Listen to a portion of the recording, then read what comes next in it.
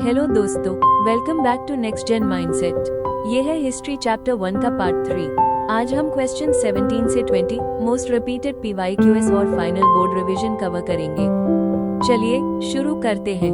Welcome back दोस्तों, इस part 3 में हम चैप्टर 1 के आखिरी और सबसे इम्पोर्टेंट क्वेश्चन 17 से 20 कवर करेंगे। साथ ही प्रीवियस ईयर क्वेश्चंस और क्विक रिवीजन भी करेंगे। तो चलिए बिना टाइम वेस्ट किए पहला क्वेश्चन शुरू करते हैं। नेपोलियन की हार के बाद 1815 में कांग्रेस ऑफ वियना बुलाई गई। इसका मेन एम यूरोप में पुरानी मोनार्की को वापस लाना और फ्रेंच रिवॉल्यूशन के बदलाव को कम करना था। इसी तरह लीडर्स ने यूरोप में ओल्ड ऑर्डर को रिस्टोर करने की कोशिश की।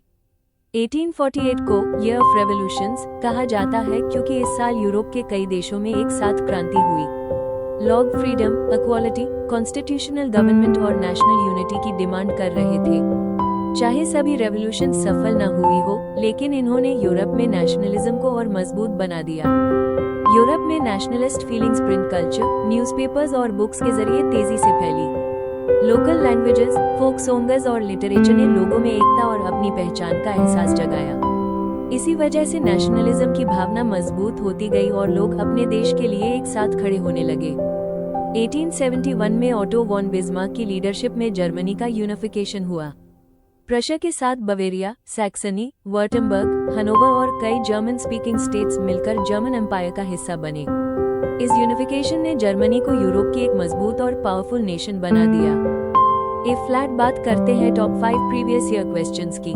ये क्वेश्चंस बोर्ड्स में बार बार पूछे गए हैं और एग्जाम के लिए बहुत इंपॉर्टेंट है। इन्हें अच्छे से रिवाइज करिए, कीवर्ड्स याद रखिए और आंसर्स लिखने की प्रैक्टिस जरूर करिए।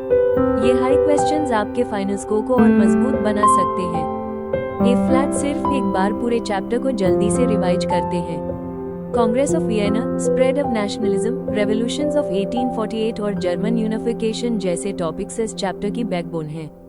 इनके कीवर्ड्स, डेट्स और कॉन्सेप्ट्स अच्छे से याद रखिए क्योंकि बोर्ड एग्जाम में ये बहुत यूजफुल होते हैं।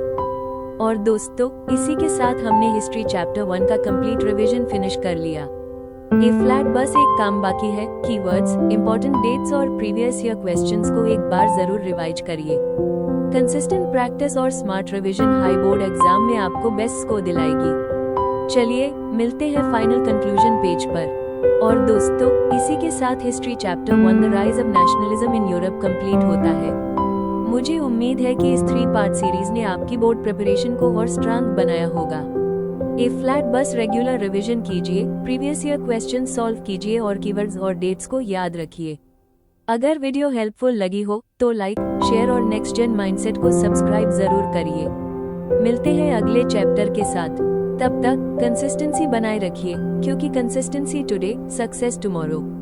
All the best for your board exams. Thank you for watching.